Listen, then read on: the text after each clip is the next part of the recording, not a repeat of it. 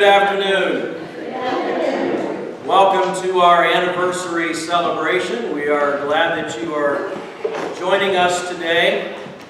I just want to mention that on Friday, the Pantograph from Bloomington ran a very nice article about the church and our celebration today in their paper. And the Decatur Herald and Review ran the same article on Saturday.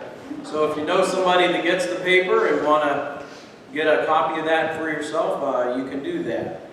We had a reporter from WAND just here a little bit ago. So if you watch the WAND news tonight, hopefully you'll get to see us on there as well. I was just thinking, I hope I had chicken. Oh well. But we are glad that you are here for this special celebration. I just want to go over a little bit of what we are doing and get you thinking a little bit, because there is an opportunity you're going to have to be a part of our celebration this afternoon. We're going to begin with some special music, and then we have 6 historical sketches. Folks from the history of our church, and they'll introduce themselves and tell you a little bit of their story and how they helped shape and some of the things they witnessed in the early days of Texas Christian Church. And after those character sketches, we'd like to open it up to you. Some of you have memories of this church that go back several years. And we would love to hear, whether you've been here 50 years or 5 minutes, that's all right. We would love to hear if you have any memories that you'd like to share about what Texas Christian Church has meant to you. So be thinking along those lines. That'll be toward the end of our time this afternoon. We're not going to belabor this and keep you here all day. But we would love to hear any of the memories that you might have. We are going to begin with some special music by some folks that they have roots right here in this church. And this is the Taylor Trio.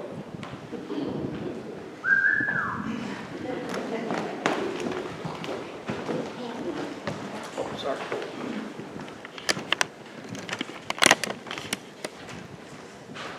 So our last celebration of the church, our great-grandfather and our great-aunt actually sang in the choir for the celebration, which would be Dorothy Taylor and Frank Taylor.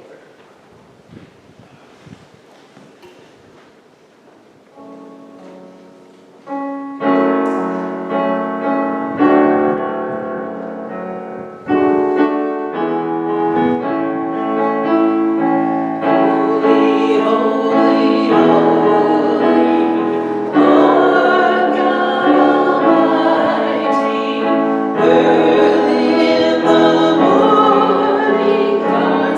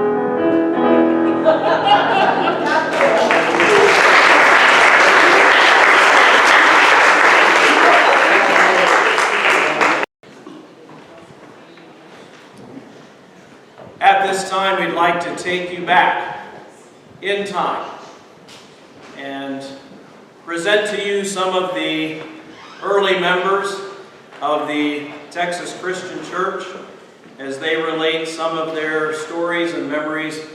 We begin with one of the founders of this church, Mr. Walter Bowles.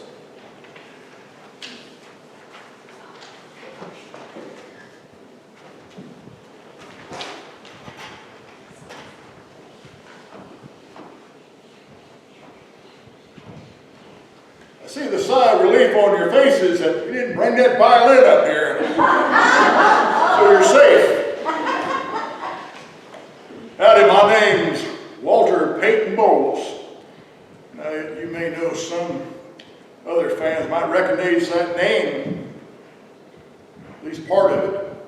Just remember I was here first. He was named after me anyway. My friends called me Waddy.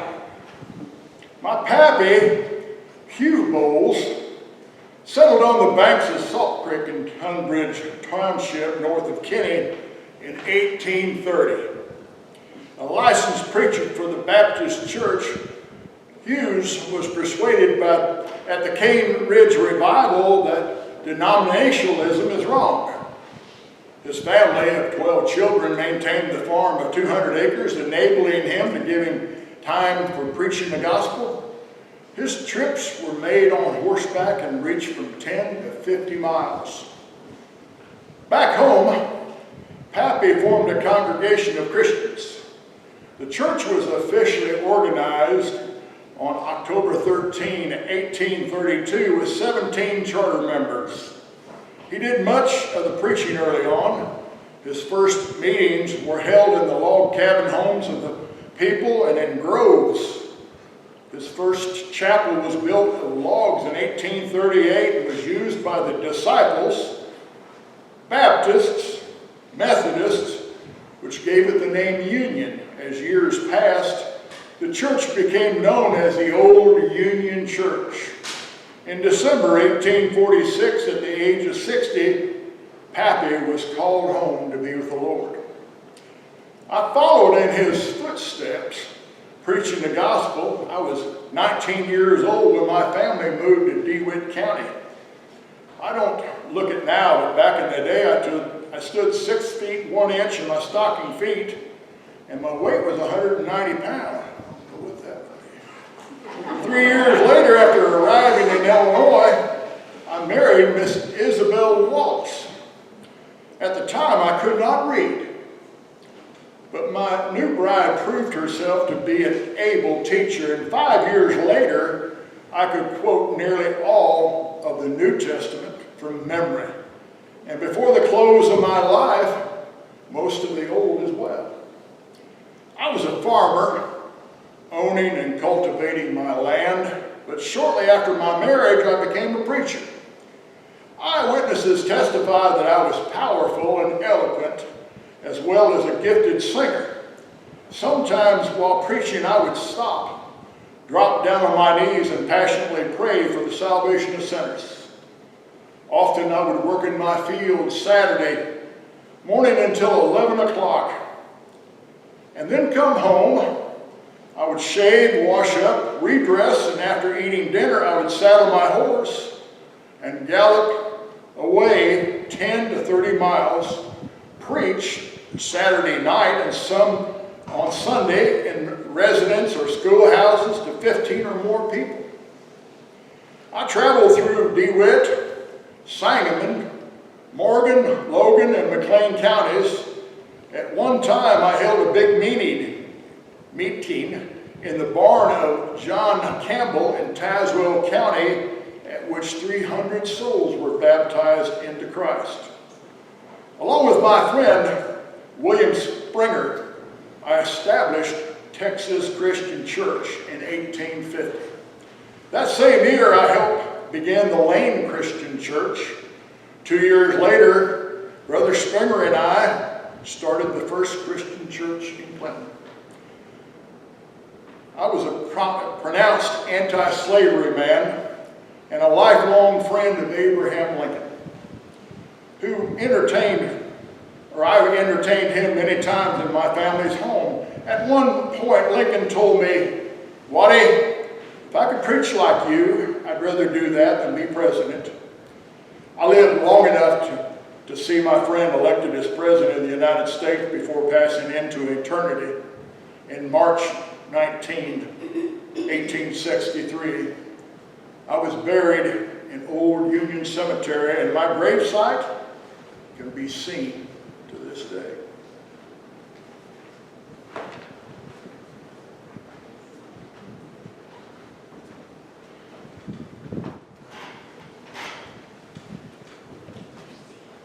Thank you. Our next guest is one of the most distinguished citizens of DeWitt County at his time. I will simply introduce him as Mr. Newman.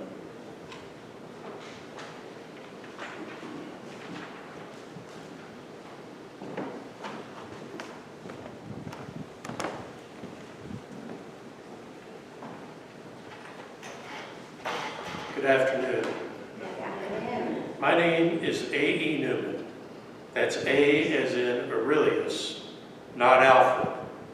Alfred E. Newman is from a different part of the family. I was born in North Carolina on October 1st, 1827, the fifth of 10 children. At the age of 20, I ventured out on my own, making my way west. I first came to Illinois in Butler County, where I worked for 62.5 cents per day. Next, I found employment in potato digging at 50 cents per day, and still later, husked corn, chopped cordwood, and cut ice. On one occasion, my finances were so low and that I had but 37.5 cents, with which I paid a girl for washing my clothes. In 1848, I went down the Mississippi River with a load of ice, reaching Baton Rouge, Louisiana. In May, reaching Baton Rouge, Louisiana in May. I returned north to Illinois and there worked on a farm the month until the spring of 1850, when I went across the plains with an ox team. I took a route north of Salt Lake and reaching the American River, staked out a location and began gold mining, but only remained there for 3 days. I then went to El Dorado County, California, thence to Sacramento, from there to the Yuba River to a place called Downeyville, where I prosecuted my search for the precious metal until 1852. In that year, I sailed south to Panama, crossing the isthmus and taking passage to New Orleans. Thence, I went upriver to Cincinnati, continued my journey to Charleston, and thence took the stage to Rocky Mount, Virginia, crossing into North Carolina, where I remained for 5 weeks. At the expiration of that period, I returned to LaSalle County, Illinois.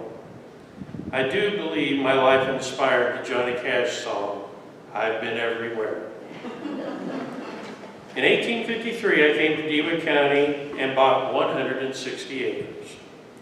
3 years later, I married Samantha Troxel, described as a lady of Christian character, housewifely skill, and affectionate nature. We had 7 children, but only 4 survived to adulthood. My farmland grew to 640 acres, one of the largest in DeWitt County. I also served my community as township supervisor for 2 years, township collector for 1 term, and school director for a number of years. When I heard that a new Christian church was being built in Texas Township, I lent my resources and efforts. Neighboring farmers, even those not affiliated with the church, joined hands and constructed the building in just a matter of months. When the church officially incorporated with the state that same year, I agreed to sign as one of the trustees. My wife and I officially joined Texas Christian Church in 1881. I am proud to say that 8 generations of my family have attended this church right to this present day. My own life came to an abrupt end, however, on May 6, 1893. I left my home in the early morning, heading to the home of my son-in-law, Elza Craig, about a mile distant, where I intended to get a stock rake. But on the way, the wagon struck a stump, throwing me forward into the midst of the spooked horses. I suffered a broken neck and a wound 7 inches long in the side of my head. I was rushed back to my home, but passed before a doctor could arrive. I am pleased to know that Texas Christian Church continues to this day, and that my descendants are still active. The article about my death concluded, Mr. Newman was a member of the Christian Church, and during his entire life lived up to the tenets of the noblest and broadest Christianity.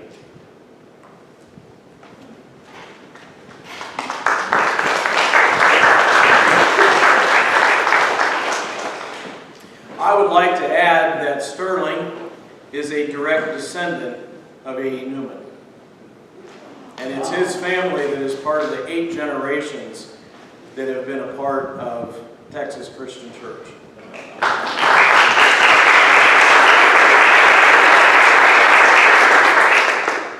Now we're going to hear from a couple of the ladies of our church history. And the first one is named Susan Clove.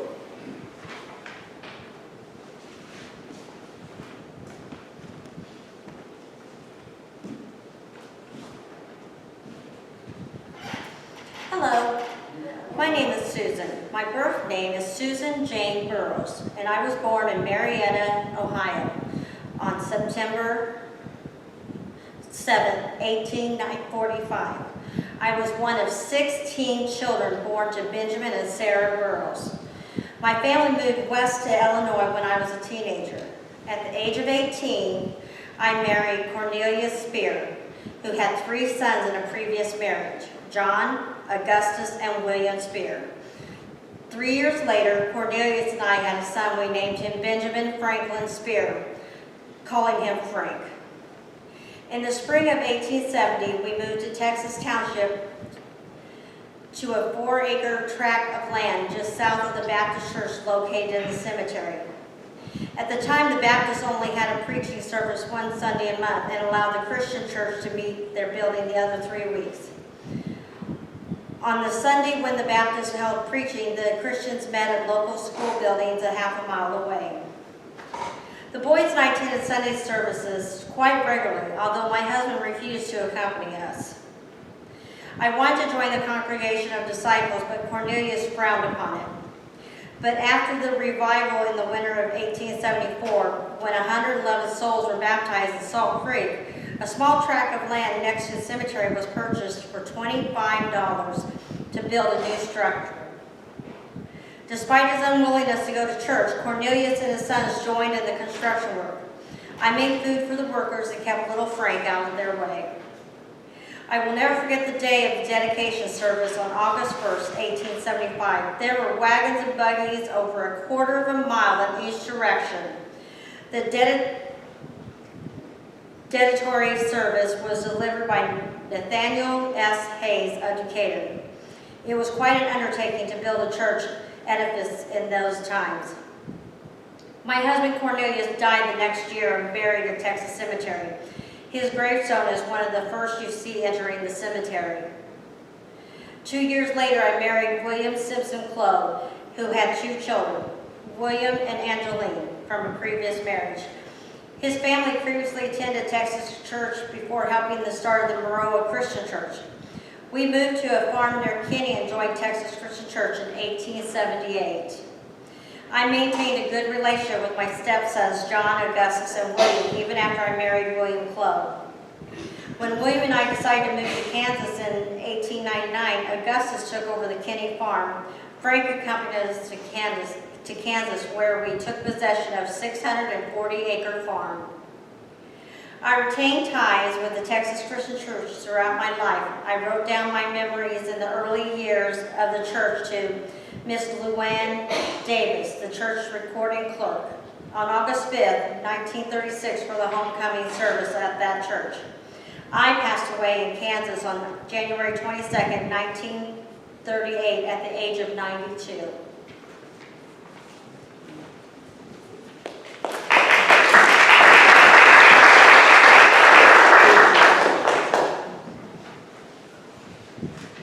Susan was an eyewitness to the opening of this church. And that letter that she wrote to someone we're going to hear from later was part of the inspiration behind getting the history of the church put together. And so we appreciated her input. We have another lady from the church history that will come and speak, Fanny Furman Wright.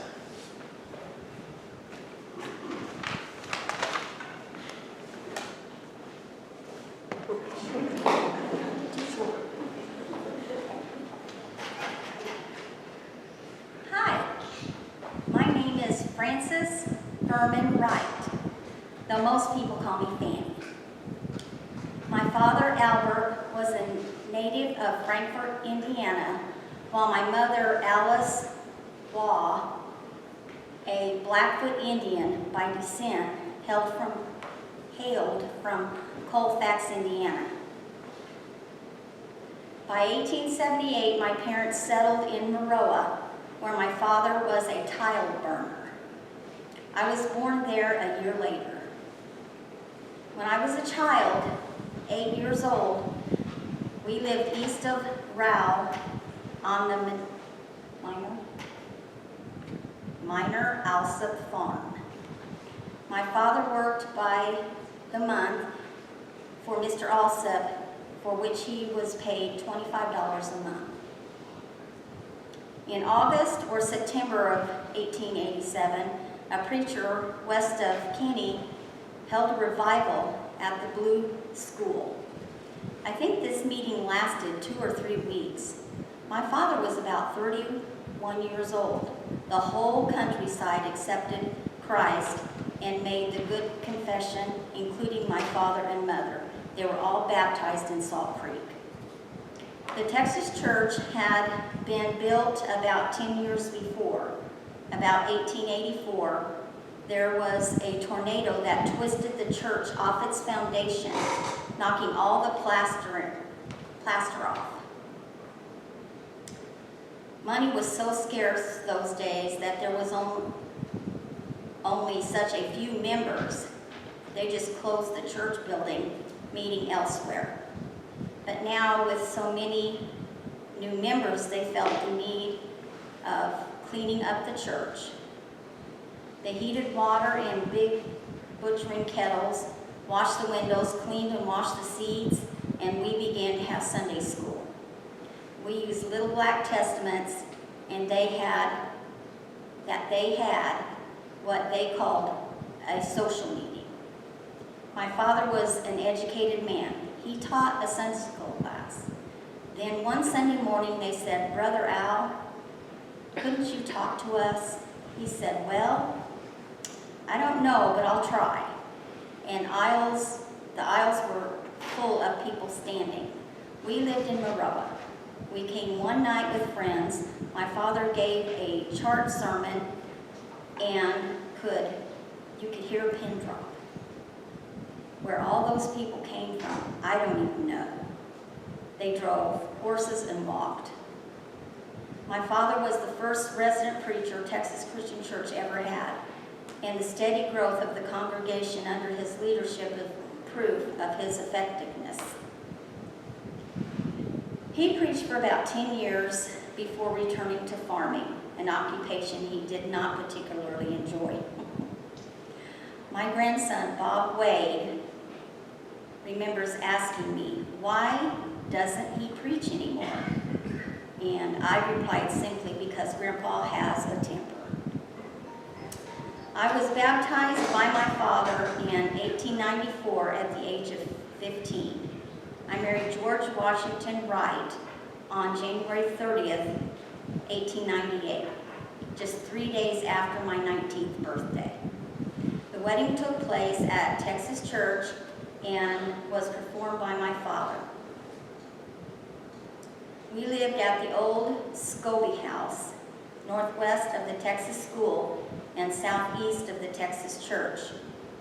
We had a preacher's room in the house where traveling evangelists would stay as they ministered in our area. George worked at the grain elevators in Craig and Osper in charge of buying, and he was in charge of buying the grain. He also co-owned a country store in Osper with the neighbor, David Smart. Their motto was, if you want to be right smart, you better trade with the right smart store.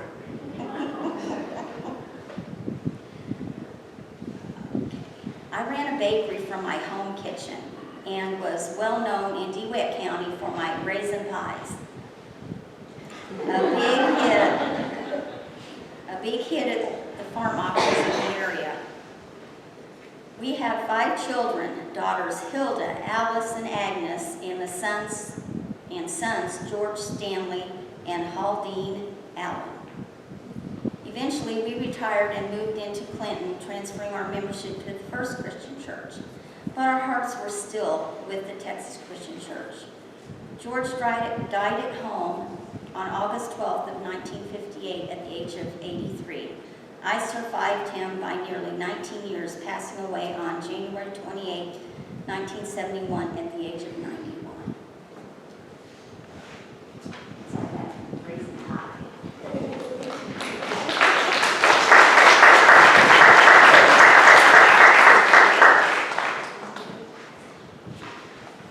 Much of what she just read was actually from Fanny Furman's own writing. She had jotted down her memories and didn't even have to really change much to it, just read it as she had wrote it. So. We have one more lady that's going to come and speak, and she was one of the daughters of A.E. Newman, and her name is Luann Newman Davis.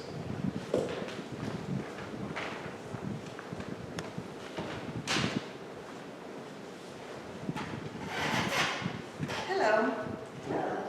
My name is Luann Davis, though many called me Lute. I began life as Luann Newman, the elder daughter of A.E. Newman. I grew up very close to my sister, Frances Jane, 2 years younger than me. She also went by Fanny, but not the same Fanny we just heard from. She tended to follow in my footsteps. I became a school teacher at the Texas Schoolhouse. Fanny became a school teacher in Tunbridge Township. I decided to get baptized in 1890. Fanny did too. I married John Davis on April 6, 1896. Fanny married Benjamin Spicer that same year. Okay, she actually got married 2 months before me, but still. John and I lived on a farm just south of the church. John came from a strong religious background, as his father, Lemuel O. Davis, was the preaching elder at the new Providence Regular Predestinarian Baptist Church located between Texas Christian Church and the village of Kinney. That church was built in 1853 on what is now the Baptist Cemetery. The church featured twin front doors, similar in size and shape with Texas. So much so that several prints of a photo taken in front of the new Providence Church was mistakenly identified as Texas Christian Church.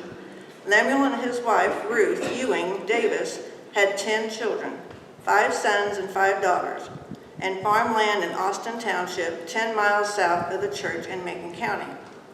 John did not attend church regularly. He preferred to listen to radio preachers at home. He did not stop me from being very involved in Texas Christian Church, though.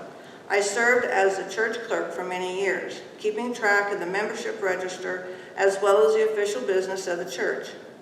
For the first decade of the 20th century, the church was blessed to have student preachers take the train down from Eureka College on the weekends to hold our Sunday services. Then for about 15 years, the church experienced lean years for no regular preaching services. Yet the Sunday school program carried the church during times when regular worship services were few and far between. Even without a preacher, the Sunday school helped to keep the doors open. We hosted several Sunday school conventions during this time.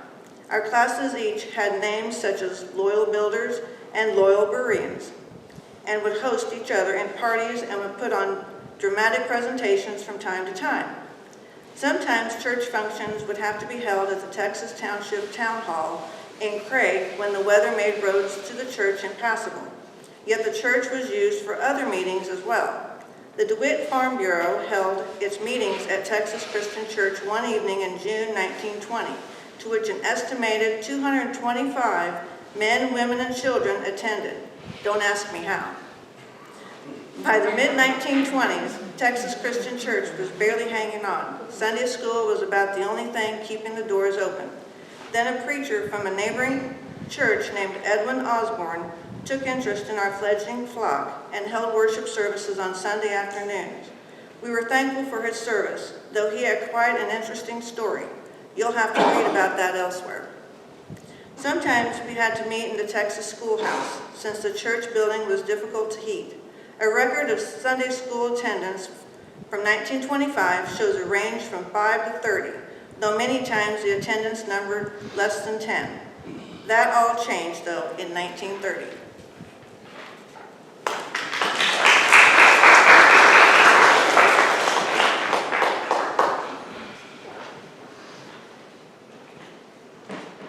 Luke was Greg, was that your great-grandmother? Yeah.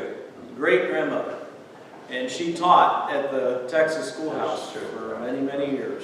Greg's got some of her papers, I believe, from when she was teaching at that school. She also wrote a little history of the Texas school that's back in our back in the display case. That was something that she put together in the late 1800s. She was quite a lady. That the last remark said that everything changed around 1930, and our last guest was the reason why that changed. And I'm going to be the one reading his story. I didn't come in a costume, but it's not too far different. On the back of the bulletin this morning, you may have noticed a picture of this handsome young guy, and somebody said, "Oh, that's nice you have your picture on here." That's not me. His name is Chris Garriott. Hello, my name is Chris Garriott. Unlike my esteemed predecessors, I can't say much that's funny about my name. My full name was Christopher Troy Garriott. I was born and raised in Harristown, Illinois in 1916. While in high school, my family moved to Maroa. And as I was still a student at Maroa High School, I began to preach at Texas Christian Church in 1933 at the age of 16. Almost immediately, new members began joining the church. A revival was planned for that fall. I brought in Miss Pearl Smith as a singing evangelist and Miss Maud Davis on the piano. The floodgates opened in the following days. A week-long revival had results that amazed even the most optimistic of souls. On Sunday, September 3rd, a dozen new members were added to the church, 7 by baptism. A week later, on September 10th, another 9 joined, 8 by baptism. One of those was a 14-year-old named Irene Lancaster. I think many of you would know her by her married name, Irene Howell. She remembered nearly all the young group accepted the Lord and was baptized in Salt Creek at the foot of Texas Hill. This was the result of a very inspiring revival. I will never forget the feeling that came over me that night when I went to the front. Wild horses could not have stopped. Now, before you think that this is merely an indication of a young preacher reaching young people for Christ, only 9 of the 21 that joined the church were teenagers at the time. The others ranged in age from 20 to 52. The revival was followed by a chicken fry held at the town hall in Craig on Friday, September 29th. Proceeds from the dinner went to a new roof on the church building. I preached in Texas for 3.5 years, through graduation from high school in 1935. I was even asked to preach the baccalaureate sermon for my own graduating class.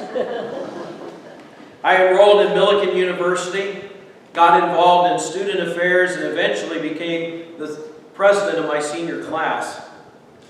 Even as an undergraduate, I was recognized as the outstanding student speaker of the college. I devoted much time to the church as well. I published the first newsletter, which was entitled The Texas Trumpet. During that tenure, the membership of Texas Christian Church more than doubled. The church held an annual homecoming service, the first being August 9th, 1936. Following my ministry in Texas, I preached for several months at the Wapella Christian Church, then for another several months at the Riverton Christian Church. I then joined the staff of Central Christian Church in Decatur as an assistant pastor, primarily in charge of youth ministry, but also preaching and leading in worship at times. In 1938, I was ordained there at the Central Christian Church during my senior year at Millikan, becoming the youngest ordained minister in the area at that time. After graduating from Millikan, I enrolled at Chicago Theological Seminary, where I earned a master's degree in 1944. I preached in Cameron, Illinois, which is near Galesburg, then at St. Paul Community Church in Homewood, Illinois, which is near Chicago, from 1944 to 1970. I earned a Doctor of Divinity at Millikan in 1958. I returned to Texas Christian Church and preached at a homecoming service there on October 8, 1961. I also enjoyed writing. Although first and foremost an ordained minister by profession, with all the pastoral duties that entailed such an occupation, I always felt a strong avocation as a writer. Throughout my career, I submitted poems, meditations, articles, and essays for publication in various denominational magazines. In some of my best work, I enrolled in literary contests. My greatest achievement along this line came in 1958 with the submission of a manuscript for consideration in the first ever Bethany Press Book Award contest in the field of general religion. My book, entitled Making the Most of the Time, was selected out of 74 entries as the winner of the literary prize. I would later publish A Measure of Faith in 1965, a series of sermons preached in the pulpit of St. Paul Community Church. Copies of both of those books can be seen in the display case in the back. One of them is signed by the author. In 1970, I accepted a call to pastor the North Chevy Chase Christian Church in Maryland, where I preached for 10 years until my retirement in 1980. I retired to Front Royal, Virginia, where I still preach from time to time on an interim basis. My wife, Jean, died in 1999, and I followed her 4 years later. Throughout much of my life, I privately worked on a historical novel based on the life of Barnabas in the New Testament. I never had it published, but after my death, my son discovered the handwritten manuscript in a desk drawer, and he had it published under the title The Cypriot in 2007, and a copy of that is also in our display case. You can tell that I had a bit of an affinity with Chris Gary. The more I studied him, the more I thought, good night, sounds like me. Poor guy. If you would like to read more about these characters and many others who have made Texas Christian Church what it is down through the years, I would encourage you to pick up a copy of The Little White Church on the Hill. This is the 175th anniversary edition. It's been updated since the initial one 10 years ago. It actually has an index in the back of last names, which I did not do. I'm very grateful to Betty Adcock for the work she did in making that. We did add a chapter that covers the last 10 years, and it's just a tremendous story of the people of this area that made this church what it is, and especially how good God has been to Texas Christian Church. Well, that gives you a little bit of a historic background of where we've been. And now I would like to open it up for anyone that would like to share a memory story, something that you'd like to share about your time here. Bob?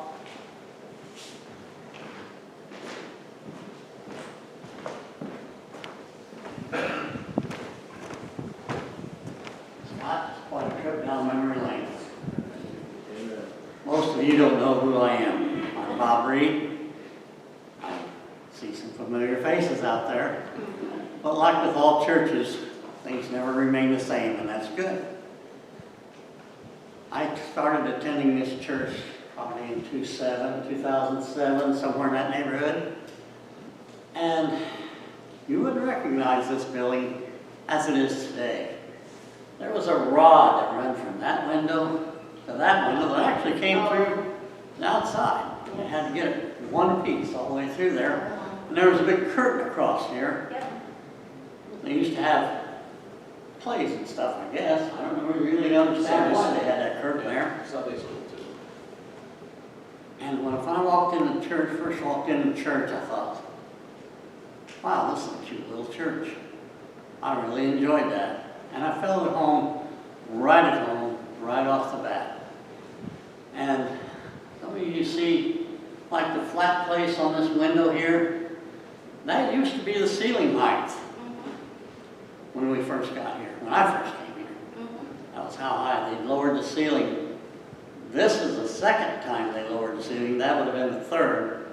Above that is a full-blown cathedral ceiling.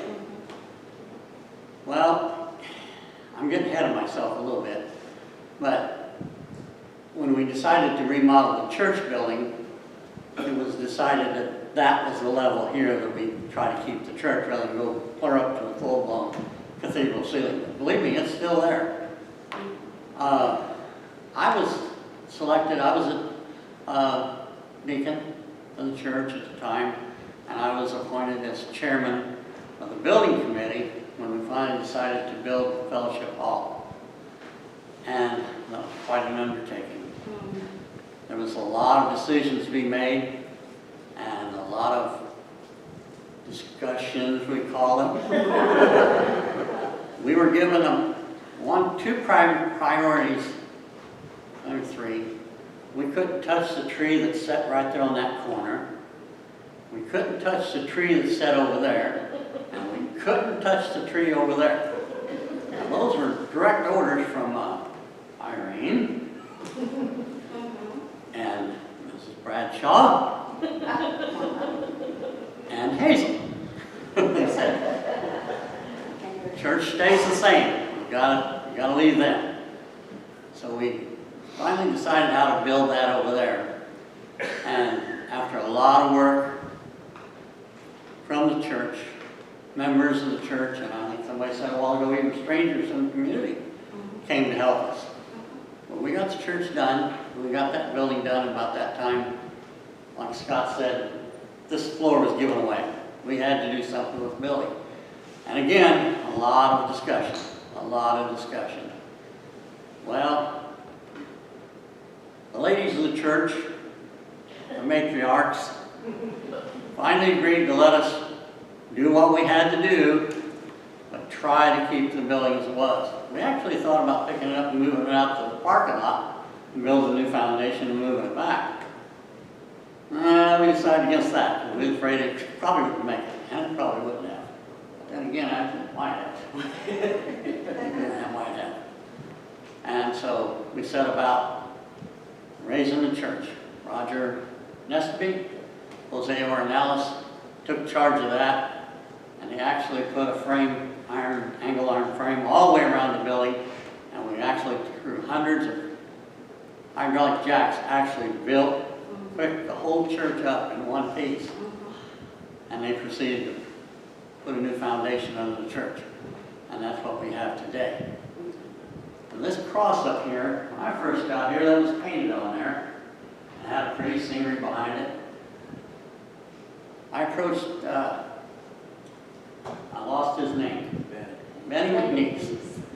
I said, Ben, I want you to take charge and put that, we need that hallway between the two buildings. We built that foundation across there when we put the foundation in, but we had to leave it because it would have been a big hole in the church. So I asked Ben one day, I said, I'd like for you to build that for me. And he did. He built that all the way in between there. And in the meantime, he took these studs out of the wall. They stood right there. And he took those home and he made that beautiful cross that we see here today. So that's a little bit of history of that. So we finally got the church built. Believe it or not, all these pews, most of these pews were sitting over there in the new building while we was having church service while we was out of here. And then we finally came back in here. And somewhere around 8 years ago, I moved to Florida. And but I'm telling you, I miss my church. I miss being here. I'm so proud of the way you guys have kept the congregation going and kept the church doors open. I want to thank you, and I want to thank Scott for his wonderful, wonderful books. I've read 1.5 of them now. So I told him it's almost like reading Genesis. This guy got that guy, got that guy, got that guy. But once I got into it, it was really great. I thank you for that. Thank you. Thank you.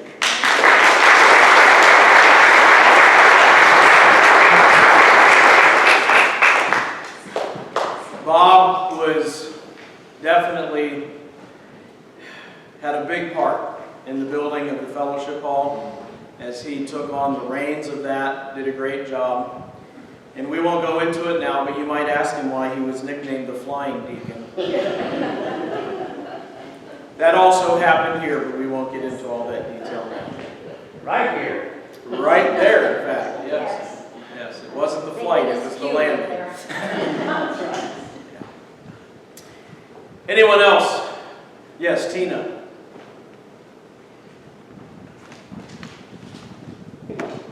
You'll have to introduce yourself again. So. I'm no longer Susan. My name is Tina Leathers Bradshaw, and I've been a member of the church since the early 70s.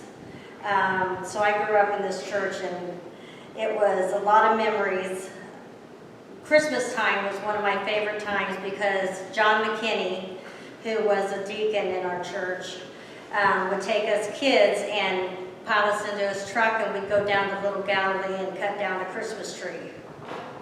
And us kids would decorate the tree. And his wife, Bernadine McKinney, was in charge of our plays. She would write up plays for us and help with the costumes, and we would go over to their house and have something to drink and cookies, and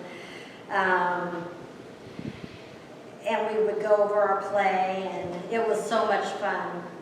We had Verlin Parker here, and he was a minister here for 25 years. And we would have Easter breakfast, sunrise breakfast here for Easter, and we'd all be dressed up, and not like now, but we'd all be dressed up and have our nice new Easter dresses on and hats and our little purses, and it was a lot of fun. Keep in mind, we have a nice fellowship hall now where we can have everyone crowded in and eating, and we were packed in there good today.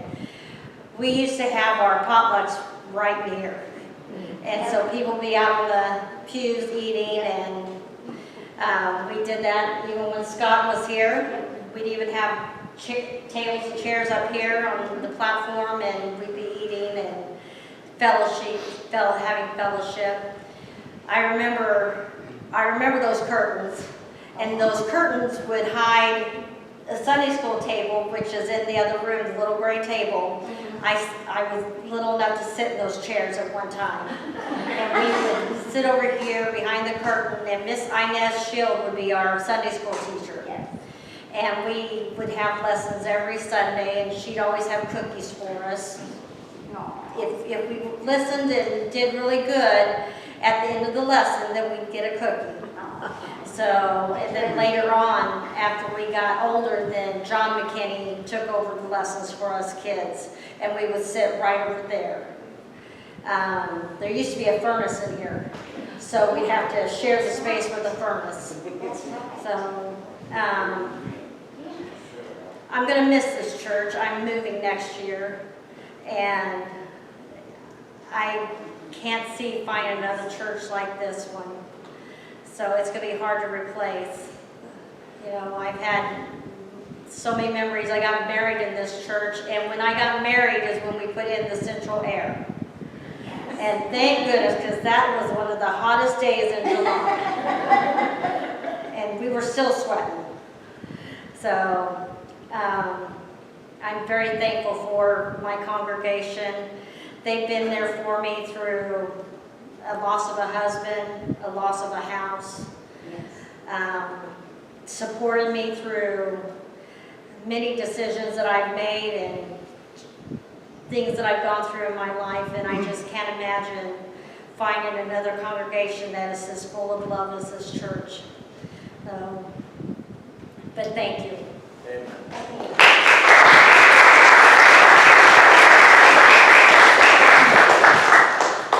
Tina served for many years as our song leader. Yes. And we greatly appreciate that as well. Did Inez ever give you a cookie? Huh? Did Inez ever give you a cookie? Yes. Okay. I was good. What happened? I grew up. Okay. I knew I'd eventually meet you. Anyone else like to share memory, something? Sterling? Okay, Sterling. We're here. Yep.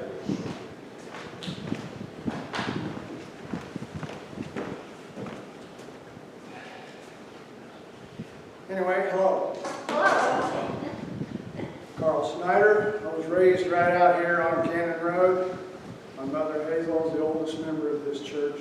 Yep. God rest her soul, and if she ever passes away, we might all pass before her.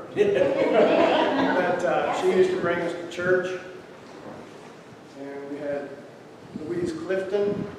We had a partition here, partition there, the girls over here, the boys over here. The big curtain here was previously mentioned. Vernon Parker, he was the only preacher that I remember here, and his wife played this piano down here on the floor.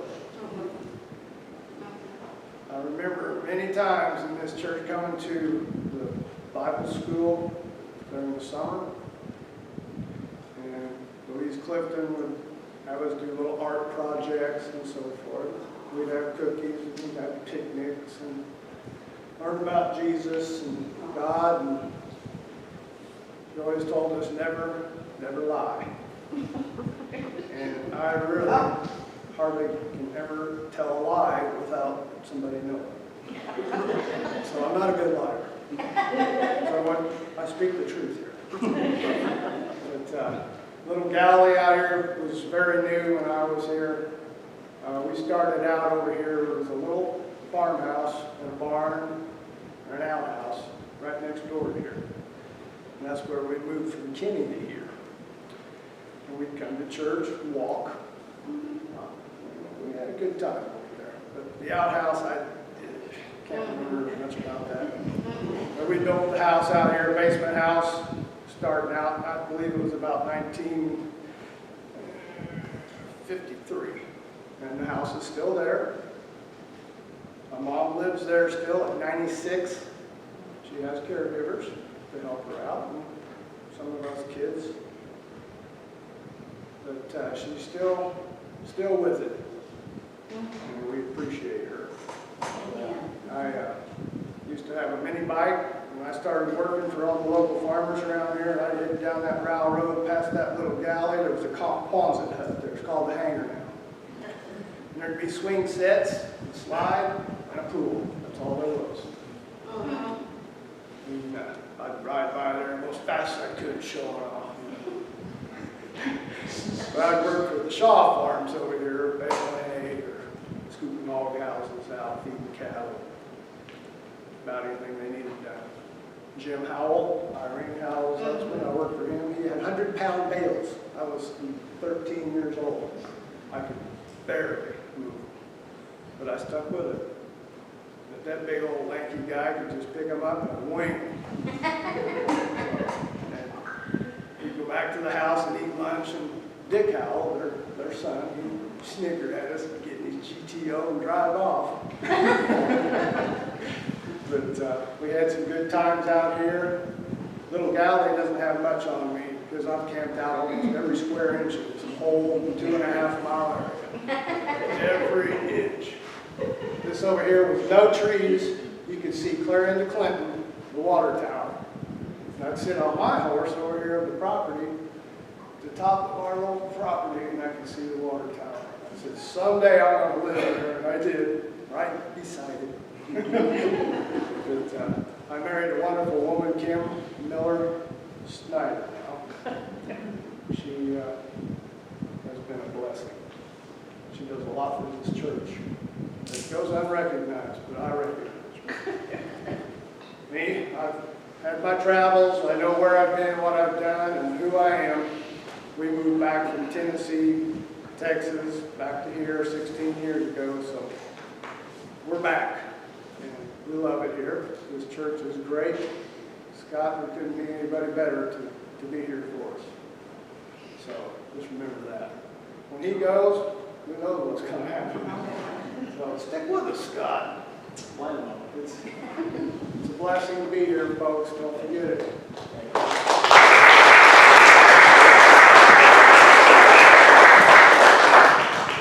You've heard mentioned a couple of times the blue curtain that used to be right up through here.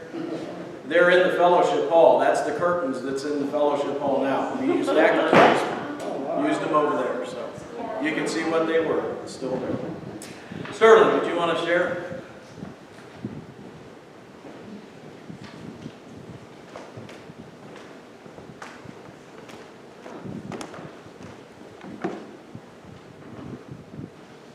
And I'll speak to you as Sterling, not Aurelius right now.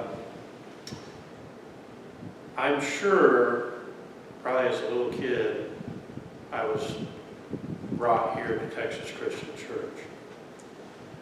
But my most vivid memory, my first memory of this church, I was a little kid, and of course I think Dad was at work, and Mom said, we gotta go. My mom was Dixie Montgomery for those. Yes. And she practiced with a singer at this church. I know I was younger than 10 years old, but I'm sure it was that piano that she played right there. And me being who I was probably running around. So that's my first memory of this church. I'm sure, probably as a little kid, I was brought here, and I just didn't remember. The most recent memories are my mom. Faithfully served this church. You know, for those of you who didn't know Dixie Montgomery, Dixie was Dixie, as Scott said.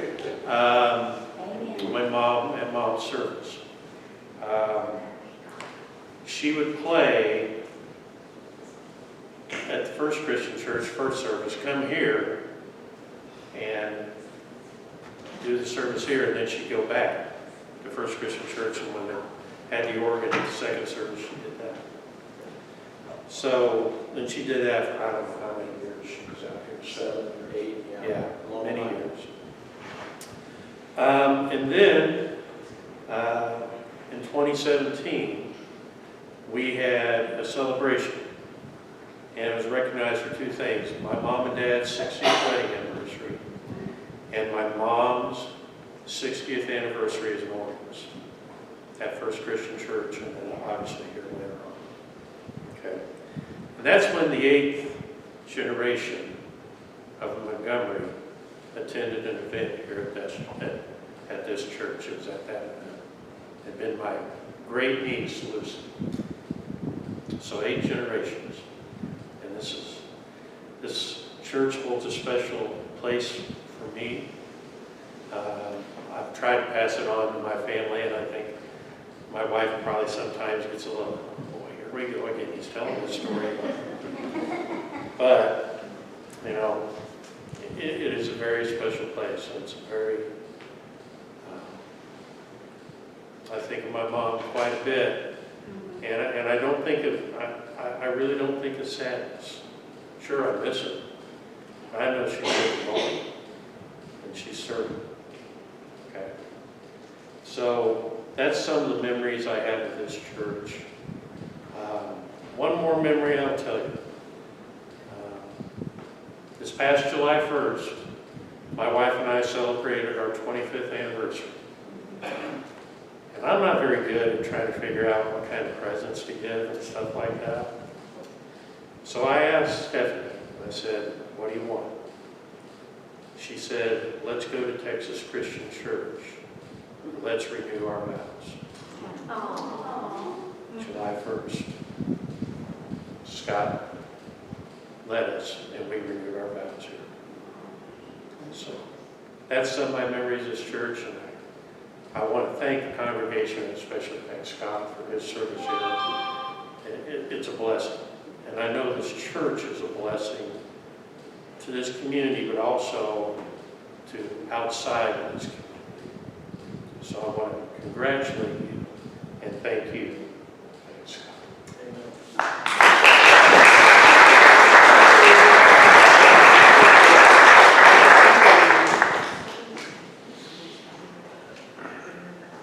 Anyone else?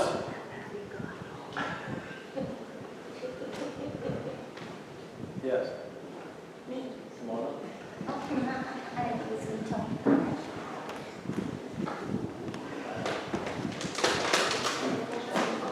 I'm gonna trip, I'm gonna fall on this first yet. Okay, I'm Tammy Marsh, Scott's wife, and as he said, we've been here 24, almost 24 years. And I can remember the first, second, third, fourth, fifth Sundays that we were here. We were still going to our other church, Mount Road, and I wasn't very fond of coming here because I left nursery, Sunday school. I had a ladies' Sunday school class. I mean, I was just really invested there. And we did more upbeat hymns and different things like that.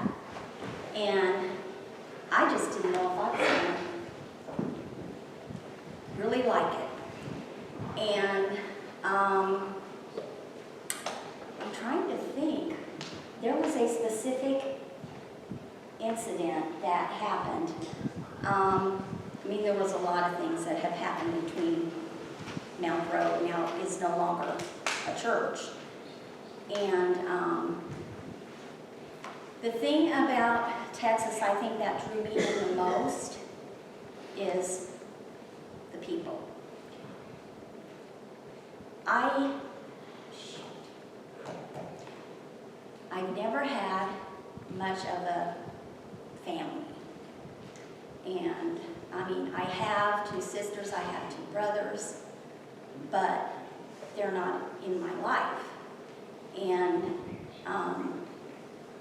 through the years, if I didn't have Tina and so many others, I feel like my family is here. I no longer feel guilty or feel ripped off because I don't have family, because I do have family. I could never count on my real family, but I can count on each and every person in this village.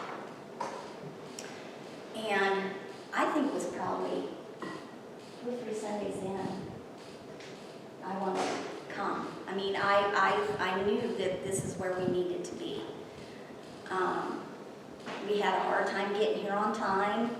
There were train tracks, because we still lived in Decatur. And so we were driving all the way here, first serving at Mount Road, and then trying to get here by a certain time. I mean, you were called on the carpet once or twice. being late, but,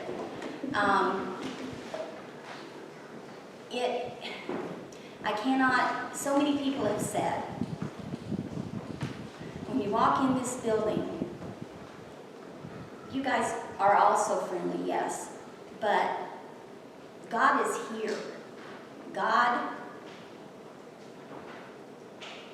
calls you in, and He keeps you here. And it's been such a blessing in our lives, but it's definitely in mine to have my Texas Christian Church family. Thank you.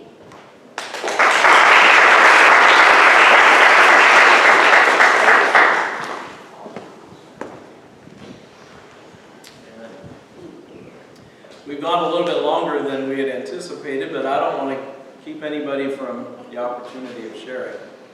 Donovan.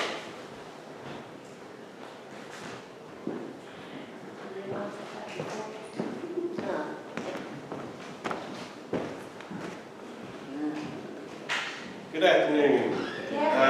Name is Jonathan Connell, 45 years old. Grew up in the central part of Illinois my whole life. Born in Decatur.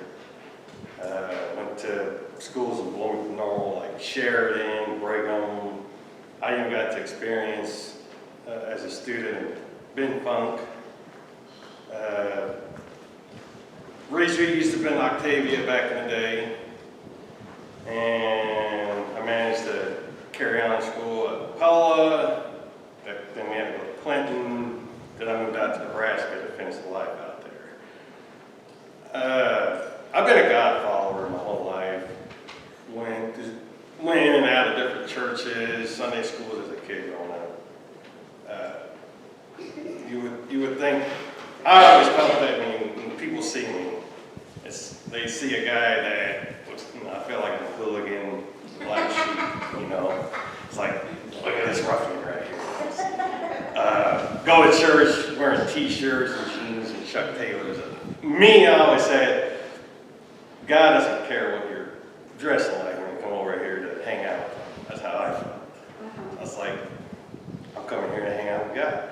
I'm wearing a t-shirt. Yeah, some people wear suits, some wear dresses. I came to this church because of my mother, Yes. Bonnie Christensen. She went back to being Bonnie Towns now. Before I came here, she would tell me so many awesome things about this place, all the activities got there. She told me her participation of reconstruction, and I was like, that's pretty awesome. She showed me some pictures and whatnot. But it was like 2020 when I finally came over here. I was like, break the ice. Got to meet this guy here. He's a really good friend. Like friend, brother, couldn't ask for anybody awesome as a friend like this guy welcoming me into his church. And I really appreciate the brothers and sisters here who welcomed me here. Though I look the way I am, I'm a softy on the inside. I know the Bible from front to back, and I'm going to continue that way. My wife, Nicole, right there, the red, it took her a while to break the ice to come here and experience church life and now. But in all honesty, right now, we feel like part-timers right now, and it makes me feel kind of bad that we haven't been here as much as we should. Work's been, life's getting expensive, and trying to work so we can make ends meet. But we've been members, Nicole and I have been members since summer 2021. Yeah. And then right after we got baptized, right there at the camp, this guy made it official to become husband and wife on August 2nd, which was yesterday. We celebrated 4 years. And I'm hoping, with hopes and prayers, we're considered a young line of things. We want to be part of the church, part of the family as long as we can. And hope we can get the generation going for the Texas Christian Church. 25 years from now, I'll be 70. So maybe I can be a big part of the 200 years of this place.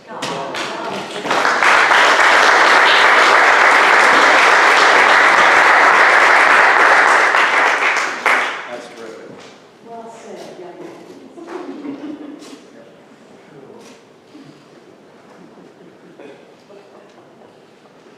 Well, I'd like to wrap things up by expressing my gratitude for Texas Christian Church. We've come a long way in 24 years. I know most of you weren't around then, and a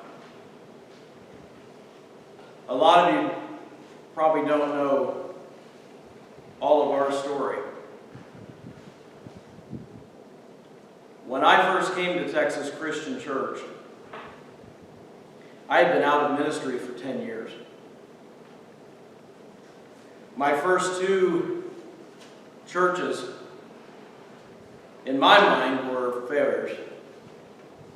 I thought maybe I wasn't cut out for this line of work. There were things happening in my life that further convinced me that this was not going to be what I would do for the rest of my life.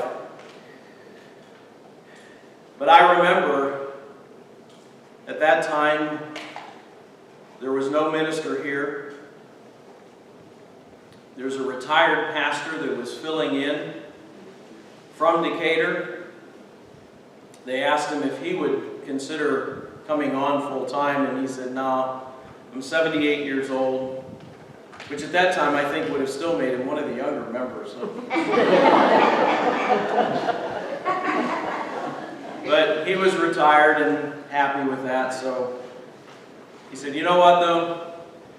There's a younger guy down in Decatur. I've heard him preach a few times. Why don't you see if maybe he'd be interested?" And I remember meeting with Ralph Mayall, who was the head elder at the time.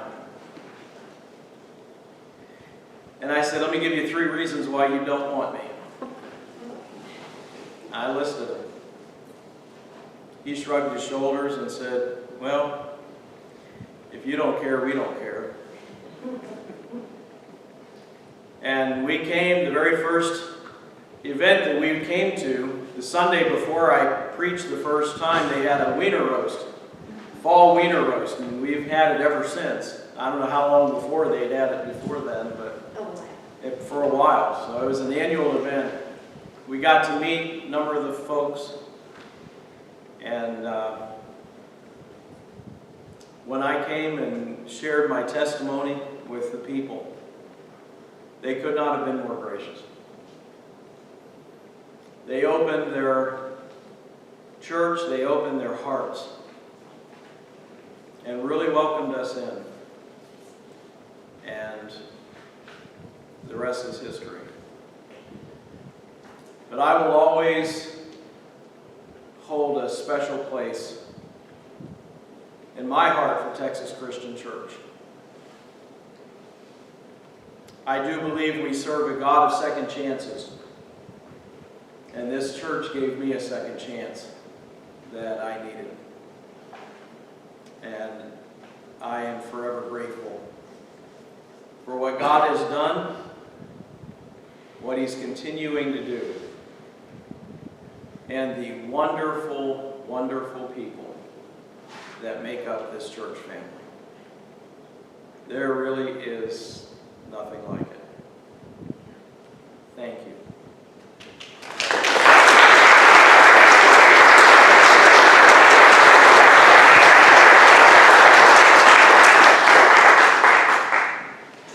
Earlier, the Taylors sang a song. I thought it would be a very fitting way for us to close. We'll just sing the chorus.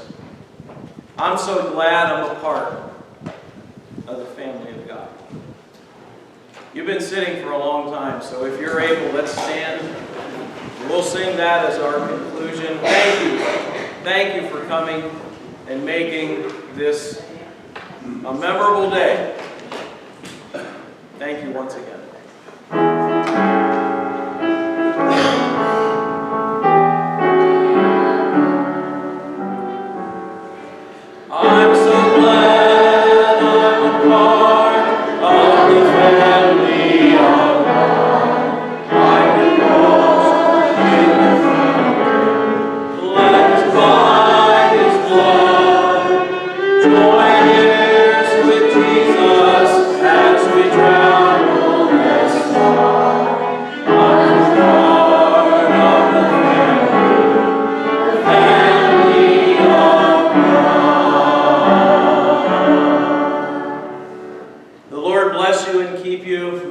make his face shine upon you and give you peace.